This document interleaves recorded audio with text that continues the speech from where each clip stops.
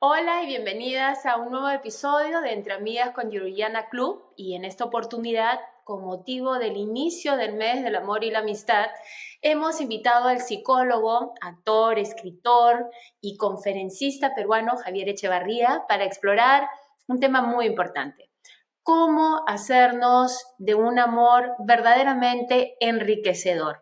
Y en realidad se puede aplicar a todos los distintos tipos de amor que podemos tener en nuestra vida. Pero bueno, Javier nos va a ayudar a entender la importancia de construir relaciones desde un lugar saludable.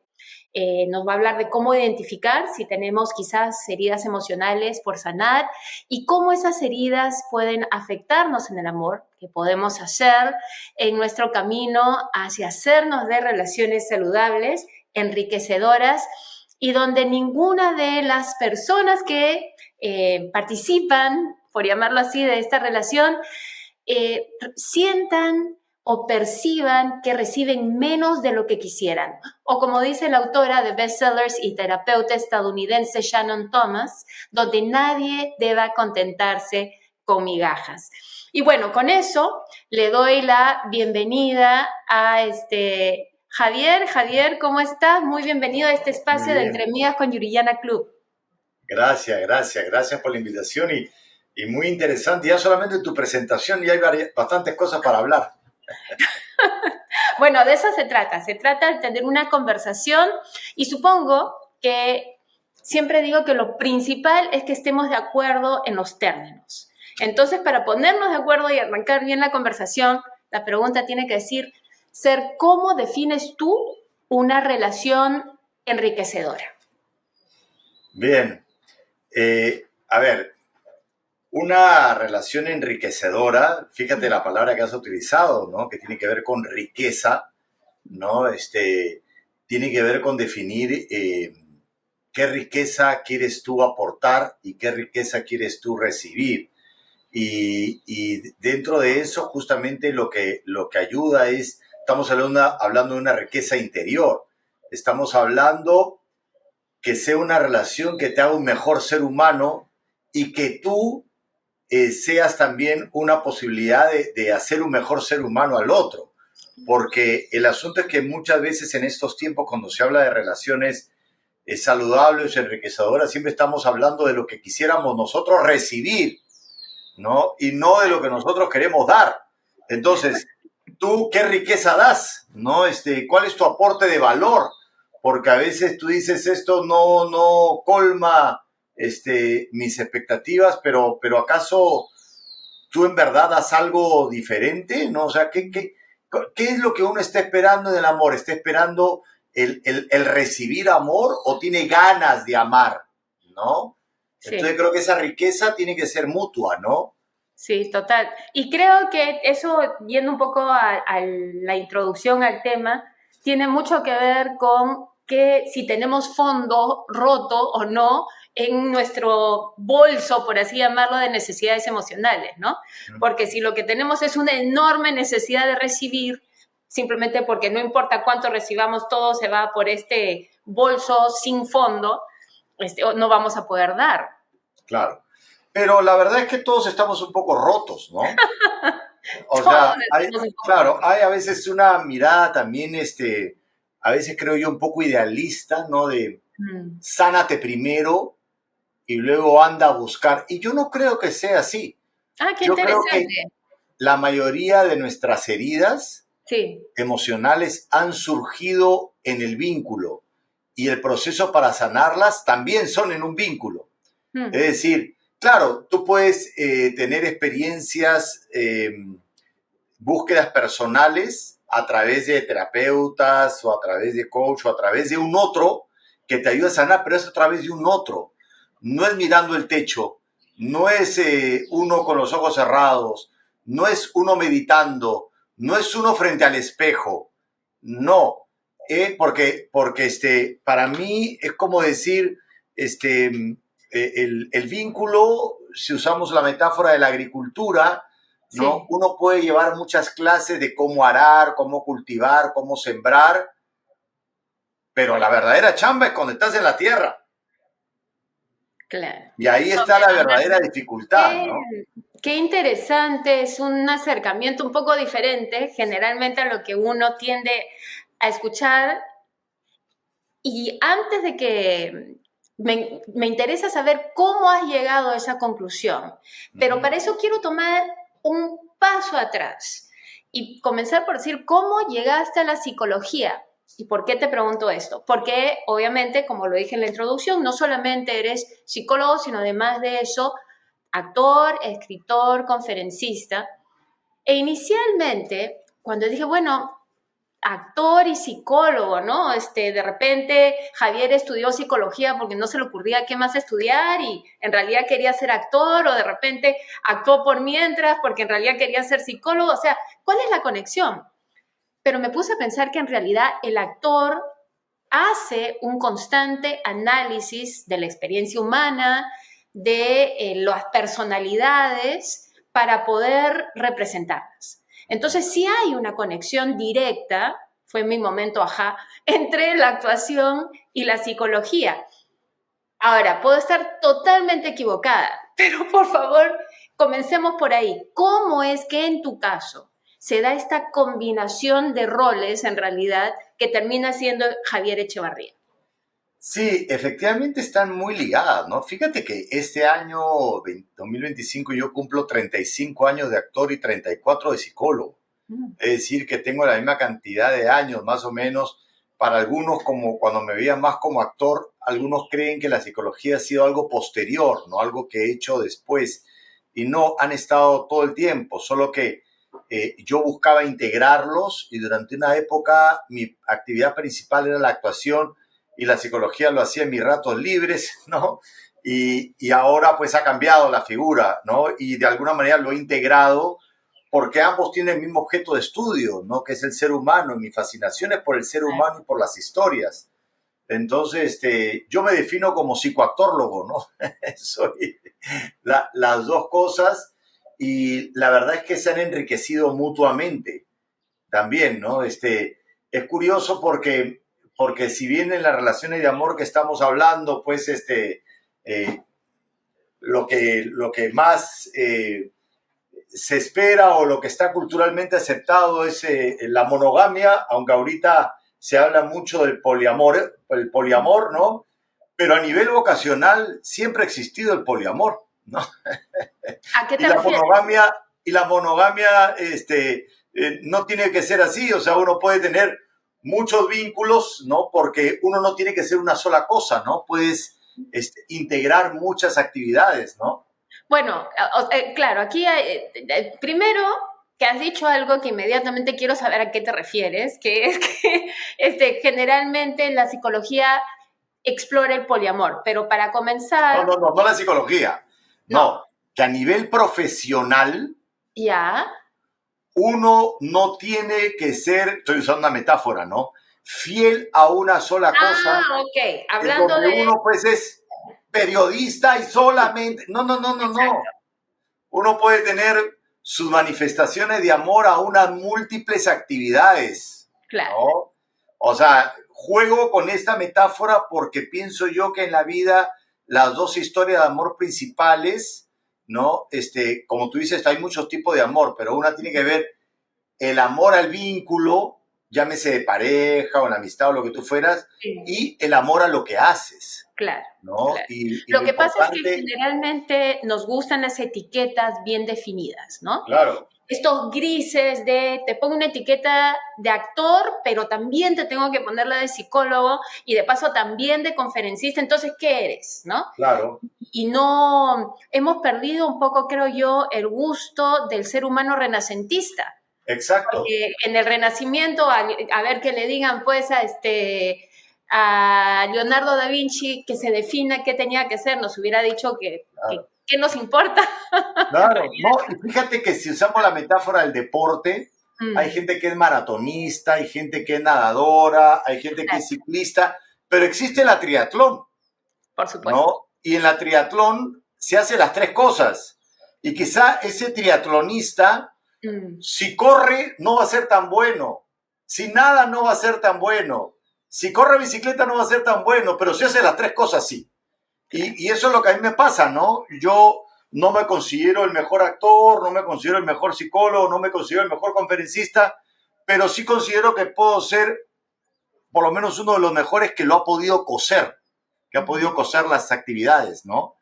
De un ¿Cómo modo encontraste particular. ese hilo? ¿Cómo?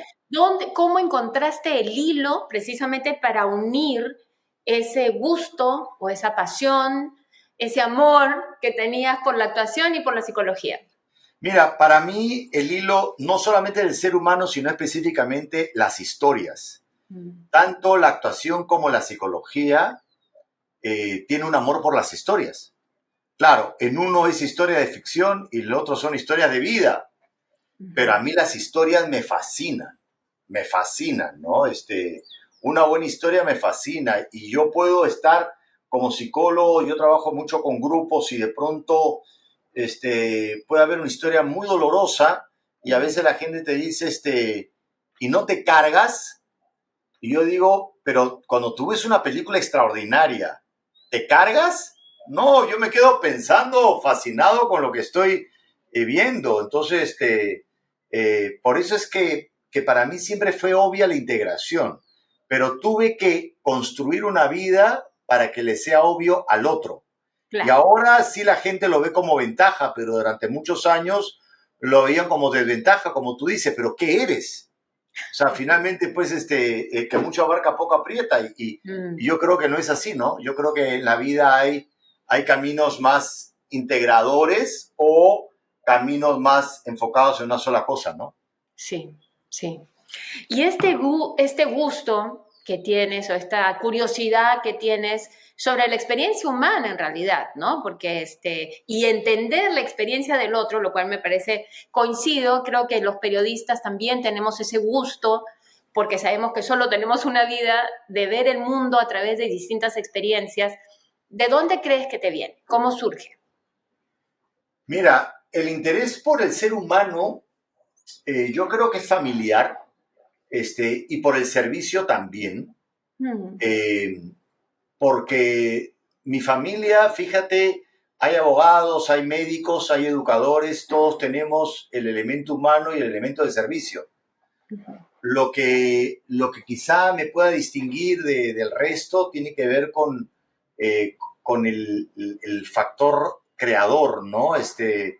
Que sí, algunos de mis hermanos pueden tenerlo, pero mi papá, por ejemplo, que es abogado, sí no tiene, es muy analítico, y eso yo lo tengo, pero sí no le interesa mucho crear, ¿no? A mi mamá sí, yo creo que mi mamá se dedicó a ser ama de casa, pues son otras épocas, ¿no? Pero yo creo que ella ha podido ser terapeuta y también es una persona muy creativa, ¿no? Sí. Bueno, y estaba escuchando hace poco a alguien decir que la creatividad en realidad se manifiesta de distintas maneras, ¿no? Y que muchas veces lo que consideramos, por ejemplo, una persona analítica está siendo creativa a su manera, no necesariamente será una expresión artística, ¿no? Pero es una creatividad. Claro, yo hago una diferencia a nivel vocacional porque efectivamente la creatividad la podemos tener todos, pero una cosa es cuando la creatividad es un medio y cuando es un fin. Es Mm, diferente cuando es un fin. Cuando es un fin ya eres un creador, claro. ¿no?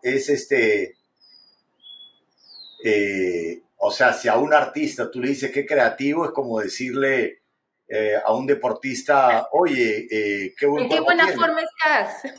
O sea, obviamente pues un deportista tiene un cuerpo desarrollado, pero no lo está haciendo por tener un cuerpo desarrollado, lo está haciendo porque es deportista. Un Claro. artista igual, obviamente es creativo, pero a él ya no le interesa el ser creativo, le interesa que su obra tenga una cualidad particular, ¿no? Que pueda trascender.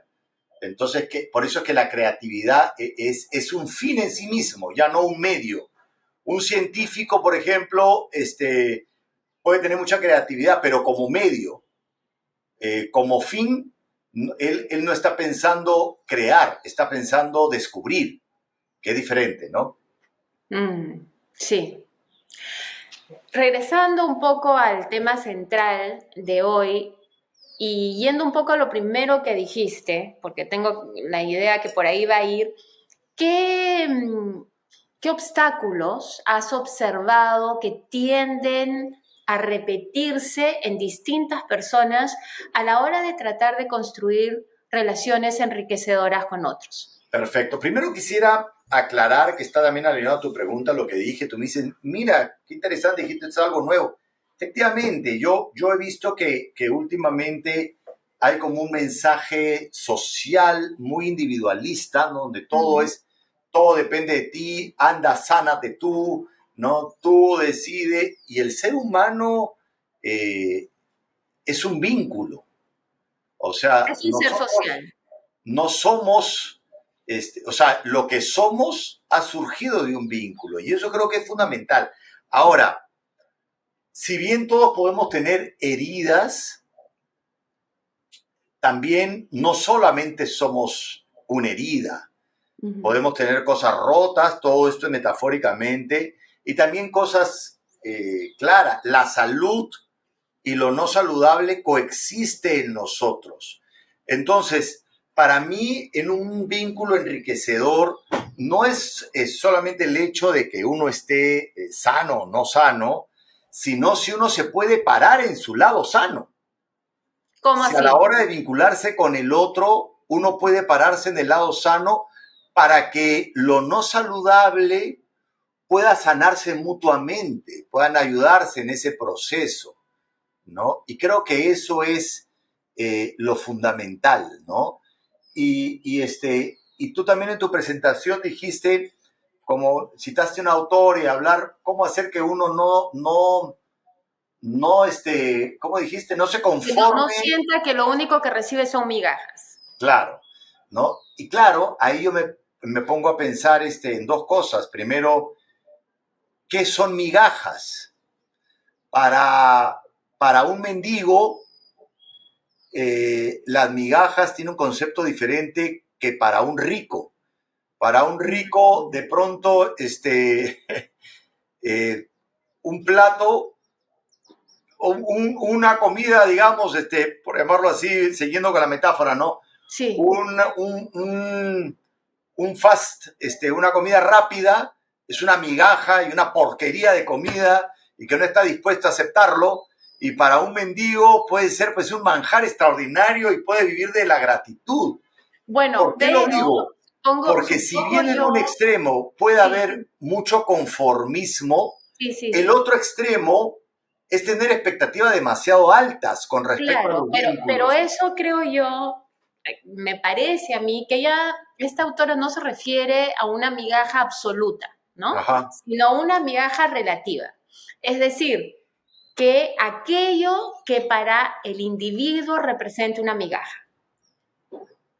Porque claro, tienes toda la razón, o sea, el significado, por eso comencé diciendo, partamos de un punto donde los dos entendamos de qué tipo de relación enriquecedora estamos hablando. claro. Lo mismo hablemos de migajas.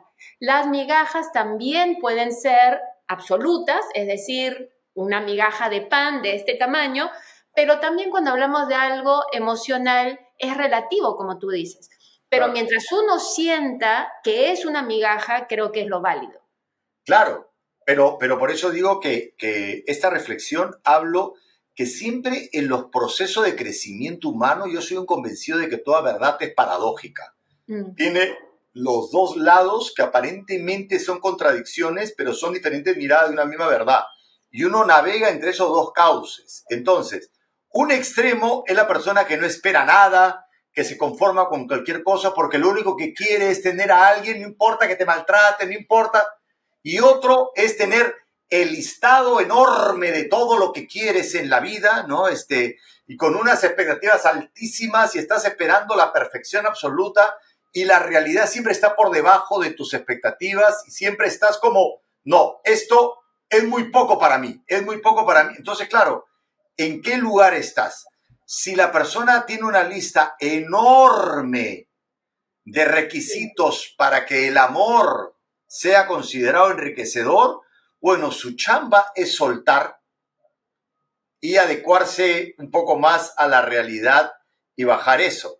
Y si estás en el otro extremo, de la persona que acepta cualquier cosa, ¿no? Y no importa, ¿no? Y no se permite ni siquiera pensar que merece algo más, entonces su chamba es subir sus estándares, ¿no?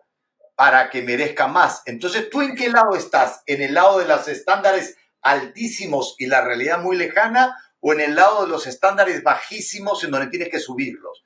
Si uno Y ya identifica dónde está, uno puede que, saber qué es lo que necesita cambiar para que el amor sea enriquecedor, claro, ¿no? pero para eso hay que darse cuenta. Entonces, mi Exacto. pregunta sería, ¿cómo te das cuenta?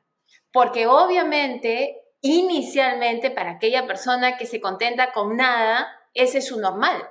Claro. Para una persona que quiere el mundo y el universo y todo lo demás, ese es su normal. Ujú. ¿Qué herramientas llevan a una persona o qué proceso puede llevar a una persona a decir, de repente estoy pidiendo muy poco o de repente estoy pidiendo mucho? ¿Cómo haces para cuestionar ese normal y darte cuenta si es un normal que verdaderamente te está enriqueciendo o no?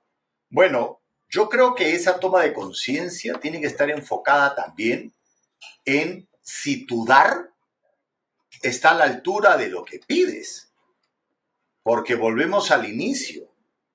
Las personas están muy enfocadas en lo que quieren recibir Ujú. y no en lo que están dispuestos a dar. Entonces, tú tienes tanto para dar como lo que pides, porque ¿cuáles son los no negociables que debe haber en una relación, A no? ver. Primero, tiene que haber reciprocidad. Reciprocidad en el dar y en el recibir. Esa reciprocidad no tiene que ser, pues, como exacto, ¿no? O sea, por ejemplo, esta persona debe tener tantos detalles conmigo, ¿no? Como yo los tengo con esta persona. Bueno, esa persona de repente, su forma de amar es diferente, pero tú sientes que está haciendo, que está intentando también dar, no Ujú. tanto como recibe, pero en su forma, A en su su propio estilo. lenguaje, ¿no? Entonces, hay esa reciprocidad porque cuando hay desequilibrio, cuando no hay democracia en el amor, entonces se comienza a generar un desbalance donde uno siente que uno está amando más, ¿no? Y eso tarde o temprano termina por terminarse. Otro Mm. punto central, no negociable, tiene que ver con el objetivo en común, ¿no? El objetivo, ¿hay un objetivo común? ¿Cuál es ese objetivo?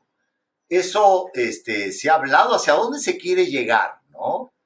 Hacia dónde se quiere llegar, ¿no? Eso es fundamental, ¿no? Otro no negociable, el maltrato. ¿Cuál es la relación frente al maltrato? ¿No? Hay un claro compromiso de no violencia entre ambos, Ujú. ¿no? O la violencia está permitida según la coyuntura, entonces evidentemente eso no es enriquecedor. Entonces, si hay reciprocidad, un objetivo en común y no violencia, ¿no? Entonces se puede construir algo, ¿no? Ujú. Y ese objetivo en común es bien importante porque, como te digo, ahora todo es tan efímero que, que las personas a veces no se proyectan a un largo plazo, ¿no? Y claro, evidentemente, si no hay ese compromiso por ese largo plazo, lo que va a suceder es que no va a haber el largo plazo, ¿no? O sea, es evidente, ¿no? No lo cuestiono, simplemente lo describo. Sí. Entonces, hay que tener muy claro hacia dónde ir, ¿no? Cómo es esa reciprocidad y si es que no hay esa no violencia, ¿no? Entonces, Sí. sobre esa base creo yo que son los pilares sobre los cuales uno puede construir algo, ¿no? Mm. Con Sí. respecto al otro, ¿no? Hay, bueno, entre las preguntas que te iba a hacer y que te voy a hacer, pero quiero antes de eso hay un puente de por medio, y es que hay a veces una incapacidad no solamente de ver si estamos recibiendo migajas, qué representan nuestras migajas o si estamos exigiendo mucho, sino hay una incapacidad, por ejemplo, para entender qué es una reciprocidad dentro, creo yo, de un amor saludable. ¿Qué es un objetivo en común que sea propicio precisamente a un compromiso a largo plazo? Si es eso lo que ambos quieren, o sea, ¿cuánta honestidad hay en expresar nuestros objetivos? Y segundo, el maltrato.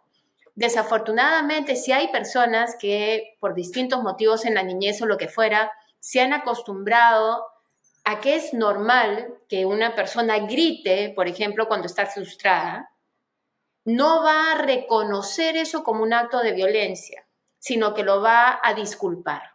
Claro. O si es que una persona, no importa el tipo de violencia puede ser desde el silencio hasta el grito, obviamente hasta lo físico, ¿no?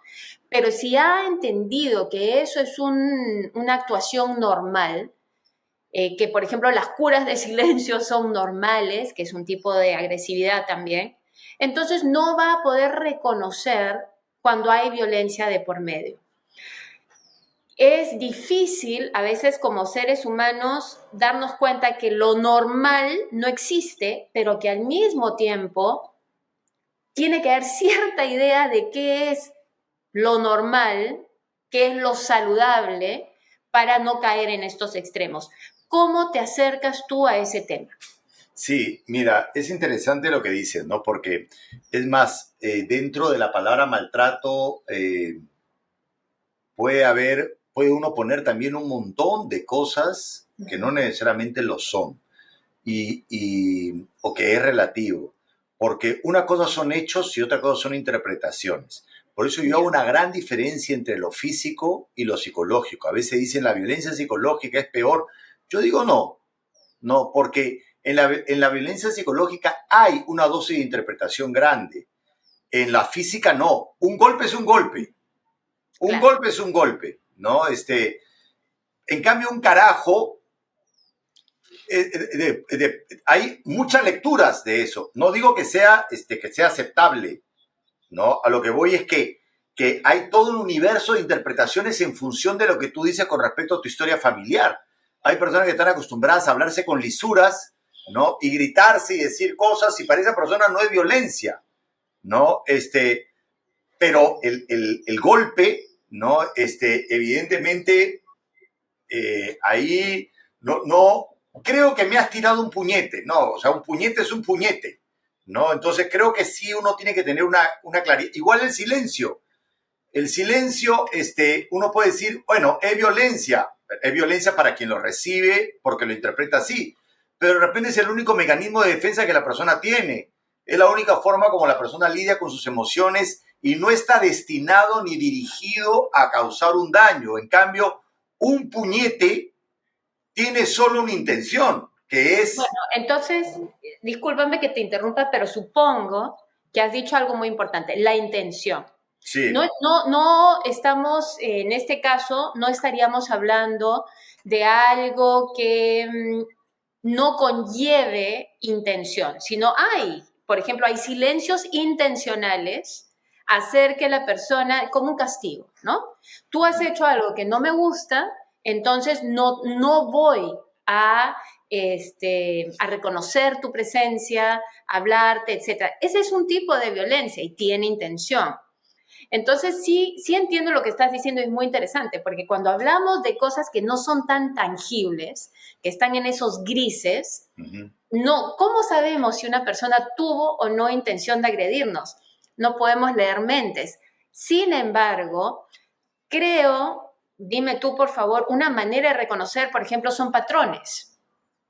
Una cosa, creo yo, es que una persona en determinadas circunstancias levante la voz, pero si hay un patrón en el cual levantan la voz, por ejemplo, para controlar al otro, para intimidar al otro, para imponer su voluntad sobre el otro, esa podría ser una manera de reconocer una violencia, por ejemplo, verbal. sí, claro, pero como dices tú, no conocemos, no podemos meternos en la mente del otro, pero tenemos algo llamado comunicación como Ujú, para saber cuál es la intención de esa persona. Y lo importante al final, si no logramos saber esa intencionalidad, porque a veces podemos estar absolutamente convencidos que esa persona está haciendo las cosas intencionalmente porque quiere hacernos daño, ujú, el asunto es, ¿cuál es? O sea, ¿tú por qué continúas ahí? Porque esos patrones que tú dices, y esa es la dificultad del amor, ujú. suceden muy tempranamente. Es decir, solamente que no le damos importancia. Claro. Siempre hay un primer grito Ujú, y no le das importancia. claro. Siempre hay un primer mecanismo, es decir, el hecho de que una persona, como dices tú, ¿no? Vamos a describir esto como ejemplo. Una persona no se comunica, sino que se calla, se guarda las cosas. Y esa persona interpreta que lo está haciendo como castigo, ¿no? Como una forma ok, ya, y tú, de repente no es esa la intención, pero digamos que para ti eso tú lo interpretas así. ¿Tú para qué te quedaste en esa relación cuando eso recién ocurrió? O sea, eh, eh, ese silencio te significa algo con respecto a tu historia de vida, Mm, eso te ha enganchado, se sí. parece a alguien de tu pasado y por eso sigues ahí, y así como la persona guarda silencio como para castigar, la otra persona dice, pero yo haré que hable, ¿no? Porque yo tengo Claro, una capa de claro. superheroína y así Sí, como mi papá se quedaba callado, yo voy a hacer que esta persona hable, claro. ¿no? Y que Porque voy a posiblemente lograrlo esta vez. ni siquiera es tan consciente como eso, ¿no? Es simplemente a esta persona le voy a ganar el corazón y el habla, totalmente. Exacto. Exacto. Entonces, el asunto, y ahí está la dificultad y la paradoja del amor, que es Ujú. que en el momento en el que estemos más enamorados, que es cuando más ciegos y sordos estamos, es donde Sí, se firman los contratos con las letras chicas de todo lo que pasa después. claro. Entonces, cuando uno se sorprende y dice, pero ¿en qué momento? Pero si tú firmaste esto, que eso ha aparecido de la noche a la mañana, ¿no?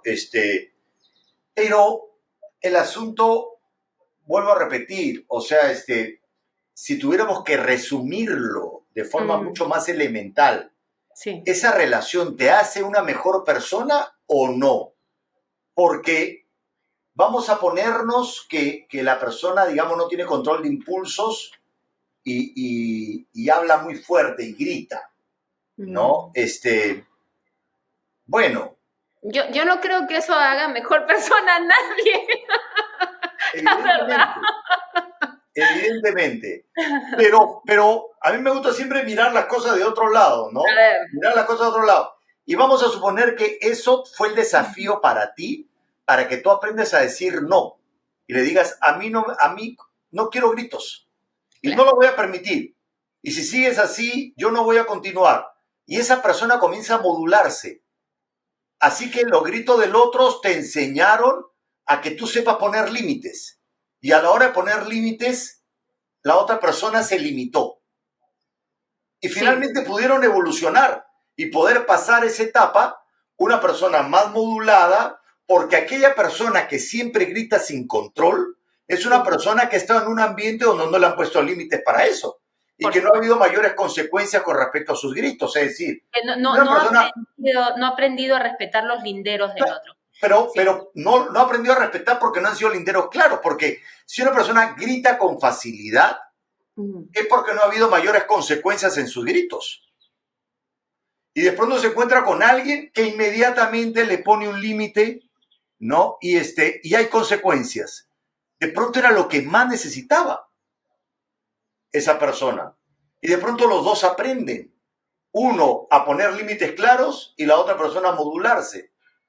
Entonces, Y, los y de ahí encuentros en la vida tienen lecciones escondidas que uno tiene que mm, ver de qué manera quiere aceptar la lección, ¿no? Y a veces la lección es no solamente ponerle límite a esa persona y continuar, sino saber decir adiós, esto no quiero y me voy.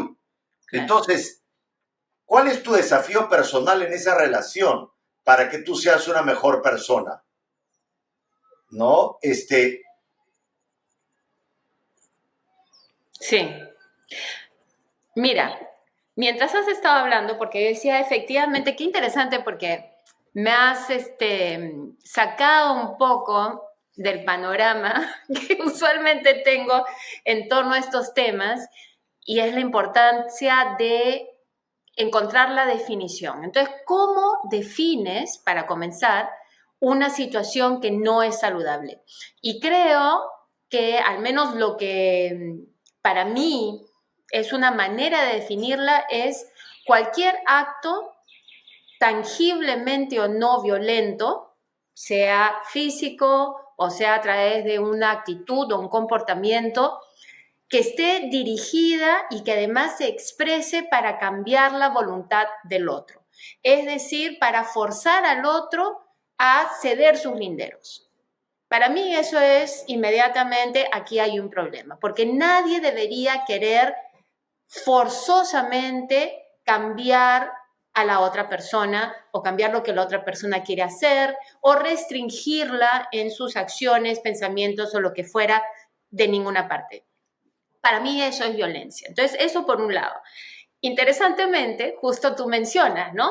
El hecho de que si una persona no ha aprendido a respetar los linderos ajenos o los límites del otro, lo que se abre y que regresa un poco, bueno, para comenzar estamos hablando, por favor, dentro de, y esto para la que nos escuchan, dentro de situaciones que no pongan en peligro nuestra integridad física, por supuesto, ¿no? O sea, si es que hay una agresividad que nos puede poner en peligro, creo que lo primero es buscar ayuda, ¿no? Tanto de las autoridades como incluso ayuda psicológica.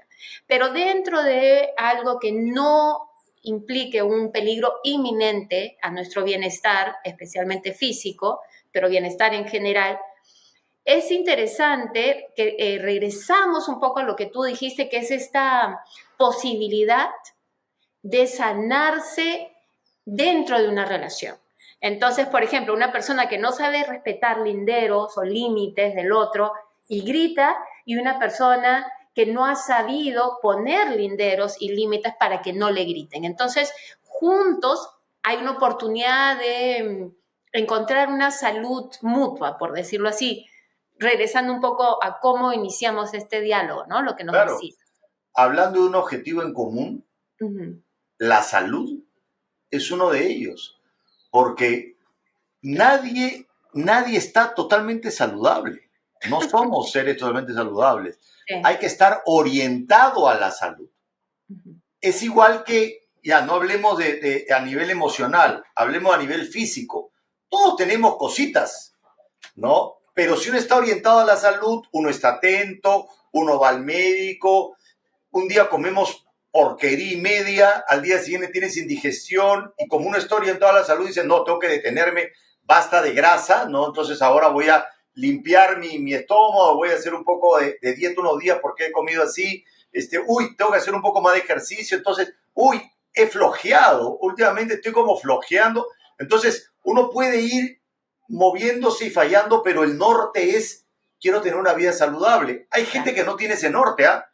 Que lo que quiere es drogarse cada vez más, intoxicarse cada vez más, maltratarse cada vez más, y si pueden morir más jóvenes, mejor. O sea, gente que vive una vida donde se te está destrozando todo el tiempo. O sea, decidir si estás orientado a la salud, estoy hablando en términos individuales y físicos como metáfora, también es en una pareja. Es decir, y para mí el concepto clave, que es sobre el cual yo trabajo, y todas las reflexiones que estoy haciendo nacen de eso, es entender que todo en la vida es una cocreación. Todo en la vida es una cocreación. ¿A qué te refieres con eso? Que el vínculo humano es una cocreación. Estamos creando conjuntamente, no es él me hizo, es que la unión de algo, yo no creo que hayan personas tóxicas, hay relaciones tóxicas. La toxicidad está en el encuentro de algo. Yo utilizo esta metáfora, estoy tomando agua, ¿no? El agua H2O, agua saludable. Basta que le pongas un átomo más al oxígeno, H2O2, esa agua oxigenada te mueres. Un átomo más en la fórmula se pasa de lo saludable a lo tóxico. Por tanto, ¿Quién es responsable de que el agua sea saludable? ¿Es responsable el hidrógeno o es responsable el oxígeno? Es responsable los dos y el hidrógeno aparentemente está poniendo un poquito más, ¿ah? Está poniendo dos átomos. Pero ¿sabe lo que pasa? Químicamente el hidrógeno es más chiquito que el oxígeno. Entonces el hidrógeno tiene que esforzarse un poquito más para estar a la altura del oxígeno. Todo esto es metáfora. Todo esto es metáfora. Entonces, lo saludable, más que pensar, porque hay ahorita un movimiento de demasiada victimización, ¿no? Él me ha hecho, ella me ha hecho, me han dicho, mira lo que me pasa, mira lo que recibo, y no cómo yo estoy produciendo esos efectos en mi vida, porque nosotros somos causa. Hasta, o sea, en los primeros encuentros, en lo que uno permite, en lo que uno no permite, en lo que uno alimenta, lo que uno no alimenta, lo que uno fomenta, lo que uno no fomenta. Entonces, hasta quién te atrae. ¿Quién te atrae? Mira, se han hecho muchos estudios hablando de las mujeres, por ejemplo, de lo que les atrae en diferentes etapas de la vida, ¿no? Y en las primeras etapas, la cosa rebelde, desafiante, el malo de la moto ha cambiado, ¿no? Pero digamos, el malo de la moto puede ser un poco atractivo. Es decir, en el colegio, el chico bacán, popular, hasta un poquito sobrado, arrogante, que no se entrega tan fácilmente, que camina así, puede tener cierto nivel de atracción. Pero después cambian los valores. Y el poder, el tener cierta decisión de poder y de decisión puede atraer, pero luego cambia. Y a una edad más madura lo que más se valora es la bondad. Pero en el colegio se valora la bondad. Es decir, los chicos más buenos son los más exitosos. No necesariamente. Y claro, al final uno se da cuenta que quizás es el valor principal. Pero los chicos más buenos son a veces maltratados, bulleados por ser demasiado buenos, ¿no? Pero de pronto, cuando uno ya es muy maduro, dice, mira, lo que más me interesa es tener una persona buena, de buenos sentimientos, pero ha tenido que pasar por el malo de la moto y por el poderoso para de pronto valorar la bondad, ¿no? En el hombre es diferente. Es diferente. Ilumínanos, por favor. O sea, digamos, yo no tengo, yo estoy diciendo lo que más o menos la gente lo está investigando, no tengo yo creo que hay muchas excepciones, ¿no? La otra vez veía un video muy interesante y yo, con mis sobrinas, que son todas adolescentes, le dije, oye, he visto esto, dime qué tan cierto es. Y ellas dijeron, sí, ¿por qué tiene que ser así, no? Y decían, una chica hacía un ejercicio de maquillaje, ¿no? Y decía, mira, voy a maquillarme la mitad de la cara pensando en lo que el hombre espera y la otra mitad en lo que las mujeres esperan, ¿no?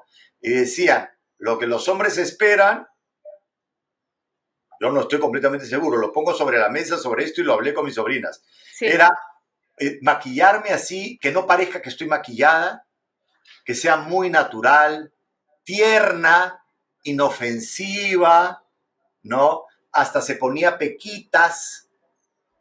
Y el otro rostro, una mujer empoderada, de colores fuertes, firmes, ¿no? Con una actitud mucho más amenazante. Y este maquillaje era visto para las mujeres, ¿no? Entonces me llamó la atención, porque esto era una reflexión hecha por una mujer. Me llamó la atención, dije, yo no me había puesto a pensar en eso, la verdad. Yo no me había puesto a pensar. O sea, creo que la mejor, un gran ejemplo de lo relativa que es la belleza y el maquillaje es si nos salimos de la cultura occidental y pensamos en una cultura como la japonesa, ¿no? Y, por ejemplo, donde era pintarse para las geishas, el pintarse con la cara totalmente blanca, los labios muy rojos, y eso es algo que en Occidente de repente en una fiesta de Halloween, pero más allá de eso no va de acuerdo con los patrones de belleza. Entonces, es muy interesante lo que dices, además es muy interesante la interpretación que hiciste de lo que supuestamente la mujer escogería. Lo único que diría es que probablemente la mitad, que supuestamente era de acuerdo a los patrones de la mujer, es el patrón de la mujer de cómo se ve a través de los ojos del hombre. Entonces, no es que lo natural sería que ni hombres ni mujeres usemos maquillaje, creo yo, porque tienen cosas tóxicas, ya acaban de prohibir, por ejemplo, este color rojo, ¿no? Este tinte rojo en Estados Unidos lo acaban de prohibir porque es cancerígeno, etcétera. O sea, lo normal sería que cuidemos nuestro cuerpo y no nos pongamos químicos sobre la piel. Pero sí hay una mirada de la mujer que es a través de un lente que se le ha enseñado, que es el lente del hombre. Excelente, ¿no? Entonces, Por sí, eso digo, yo, digamos, no suscribo ni pienso que las cosas son de una sola manera, el ser humano es claro. mucho más complejo. Pongo estos ejemplos sobre la No, mesa interesante, para totalmente hablar, interesante. para Sí, hablar de algo que tú has mencionado, y es cómo somos moldeados culturalmente. sí. Porque parte de nuestro trabajo interior justamente es cuestionar esos moldeamientos Uh-huh. para que tú digas, bueno, tú como ser humano, ¿qué estás buscando? Porque a veces no sabemos, porque a veces lo que uno busca es el programa mental que la cultura te ha puesto y no solamente la mirada del hombre. Por eso digo que es interesante porque también es la mirada de la mujer. O sea, tanto el hombre como la mujer se sienten mirados por ambos sexos y son moldeados por ambos, ¿no? Entonces, y lo interesante es, pero el amor de qué se trata, o sea, tú quieres, porque para mí una relación Uh-huh. eh, podría ser el camino para construir familia. Y familia no hablo de hijos, hablo de familiaridad, Uh-huh. hablo de hogar. Cuando uno tiene un vínculo muy cercano, ni siquiera hablo de pareja, hasta con amigos, tú te sientes familiar, ¿no? Esa persona sientes que es como tu familia, que para mí es construir las raíces en tu vida. El ser humano tiene una paradoja, como te digo, ¿no? Que tiene alas y raíces. Las alas te llevan a mover y a probar cosas nuevas y las raíces te llevan a estar estable ante algo. Los vínculos saludables son raíces saludables y las alas saludables es alas que te permitan volar. Entonces, pero parece una contradicción porque ¿cómo No, qué construye linda raíces? metáfora, me ha encantado, me ha encantado. ¿Cómo construye raíces? Porque de repente muchas raíces no te dan alas y muchas alas no te dan raíces, pero el ser humano son las dos cosas. Entonces, si tú realmente quieres esas raíces, ¿para qué sirve una raíz? Una raíz capta el agua, ¿no? Te permite mantenerte estable. Mientras más raíces tienes, más alto puede crecer el árbol. Entonces, ese es el asunto. No somos seres solitarios como ahora hay, mira, tú contigo, con tu vida. No. ¿Cómo construimos raíces? ¿Cómo construimos raíces? Entonces, es bien curioso porque si te das cuenta en estos tiempos, las personas dicen, mira, nada dura, ¿no? Todo es efímero, el amor tampoco, ¿no? Y como que le han perdido la fe a todo eso y han desplazado esa necesidad al vínculo con las mascotas, que tiene o sea, que yo tengo mi gato y se murieron mis gatas y es tremendo, pero ahora se ha intensificado de un modo tremendo, ¿no? Y casi hay un sentimiento de queja generalizada. ¿Por qué viven tan poco cuando debería ser? Ese es el verdadero amor eterno, ¿no? Que deberían de acompañar. Y claro, Bueno, pero sí, y totalmente. Y creo que es posible también que ese gran amor que muchos tienen a sus mascotas no es por la mascota en sí, sino porque es la mascota termina siendo un espejo muchas veces de nuestro ego. Exacto, Entonces, la, exacto, la mascota es probablemente la única en nuestra vida que nos ve perfectos. exacto. Hagamos Entonces, lo que hagamos, ¿no? Y eso, para mí, pero el hay amor esa a la necesidad mascota, de perfección que creo que deberíamos soltarla y dejar ir. Quiero exacto. hacerte una pregunta de, has mencionado los tres no negociables, que son la reciprocidad, el tener objetivos u objetos en común y la no violencia. ¿Cómo se plantean esos no negociables entre una pareja? ¿Cuál es la herramienta? ¿Cuál es la llave? Bien, a ver, en el objetivo hay mucho que conversar, Mm, ¿no? En las tres puede haber mucha conversación, pero las palabras tienen que estar orientadas también a la acción. Uno tiene no solamente que conversar, sino que mirar. Porque evidentemente, por ejemplo, si tú recién estás conociendo a alguien, ujú, te das cuenta que la comunicación siempre surge si la inicias tú. O sea, eres tú quien tiene que mandar el primer WhatsApp, eres tú quien tiene que invitar a la otra persona siempre, y ujú. la otra persona no tiene iniciativa nunca, que ¿Qué siempre está significa en eso? posición de ¿Qué espera. debemos, a qué conclusión debemos llegar? Entonces te preguntas, ¿aquí está habiendo reciprocidad? Mm, ¿Aquí está habiendo reciprocidad? O sea, todo depende de mí, de mi iniciativa. No veo iniciativas en la otra persona. O sea, ese barco que está empezando está siendo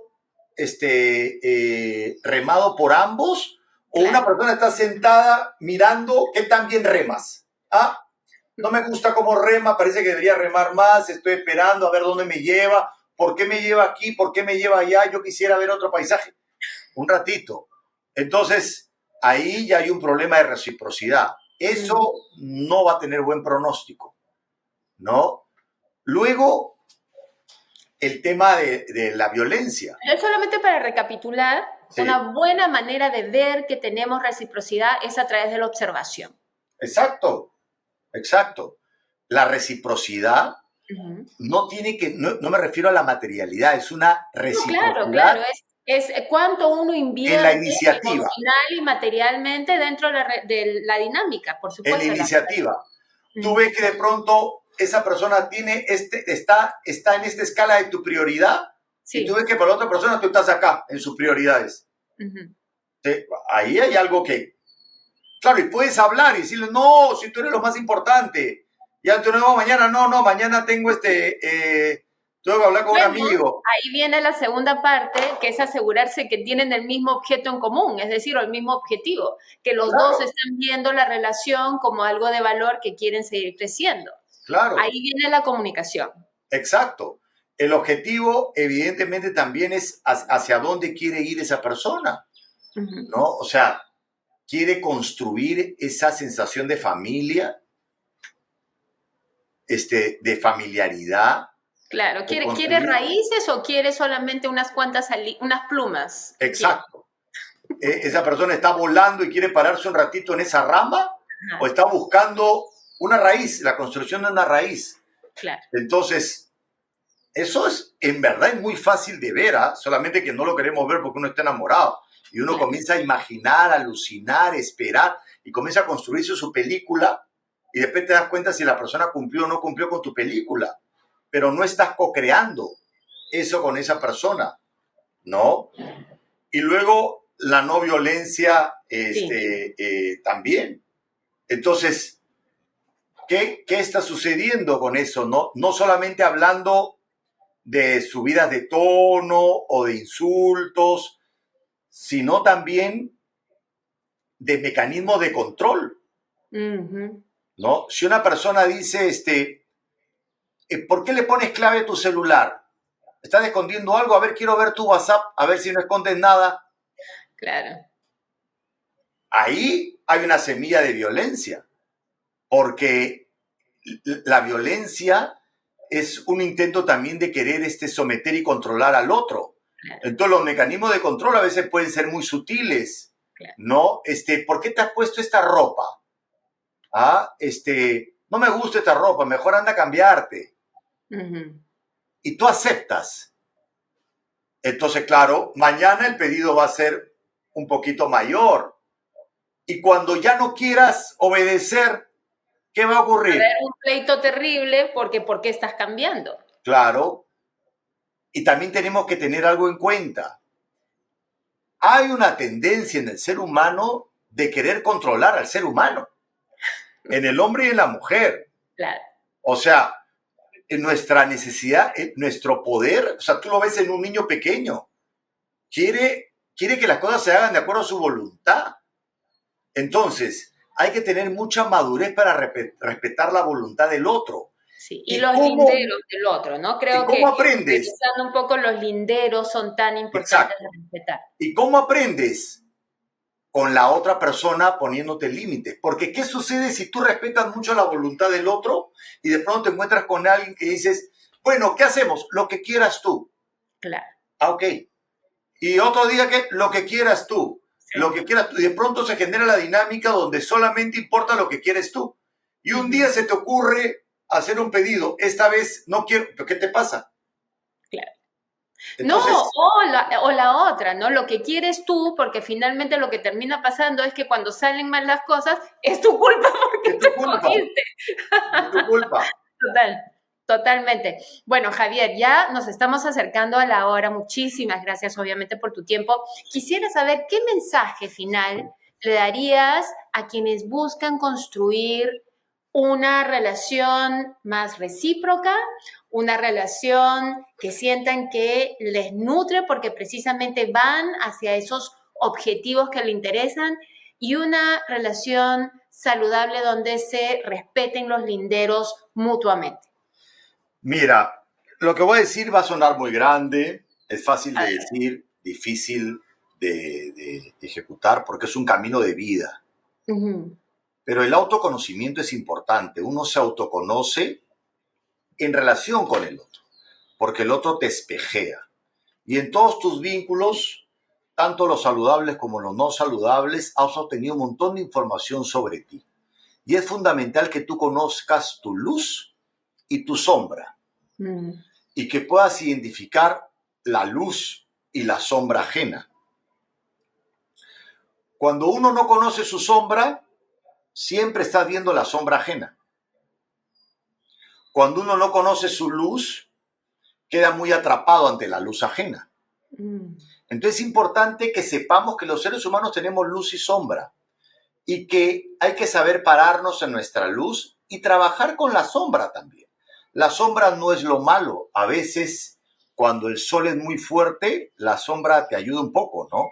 Ujú. Sino saber dónde tú te paras, ¿no? En qué lugar saludable te paras para trabajar lo que falta crecer, lo que falta madurar, ¿no? Lo que falta y encontrarte con alguien con quien puedas trabajar el vínculo, Sí. con quien puedas sembrar las semillas necesarias para que las raíces crezcan. De eso se trata. Y ahora, ¿dónde, para aquellas interesadas, dónde te pueden contactar? Bueno, en mis redes sociales, ¿no? Javier Echevarría Oficial, ¿no? Ahí siempre podemos estar conectados, tanto en Instagram como Facebook, ¿no? Y yo trabajo mucho los temas grupales, ¿no? Me gusta siempre la sinergia de los equipos, sobre todo a nivel corporativo, y trabajo muchos temas, y he escrito varios libros, y hay un libro que también, si les interesa, que tiene que ver con los procesos de separación, que se llama Amor y Dolor, Mm. ¿no? Que está en Crisol, y que ahí también hablo de cómo procesar los duelos, porque una persona que se sigue enganchando en cosas no saludables también es porque no has procesado tu duelo de la manera correcta, ¿no? Si tú procesas tus dolores, tu capacidad de amor va a crecer más también. Qué interesante. De eso te voy a comprometer que vamos a hablar en un futuro definitivamente. Ok, Javier, muchísimas gracias por tu tiempo gracias. nuevamente, por tu tiempo, por tu conocimiento y por invitarnos a ver las cosas desde una perspectiva diferente. Gracias.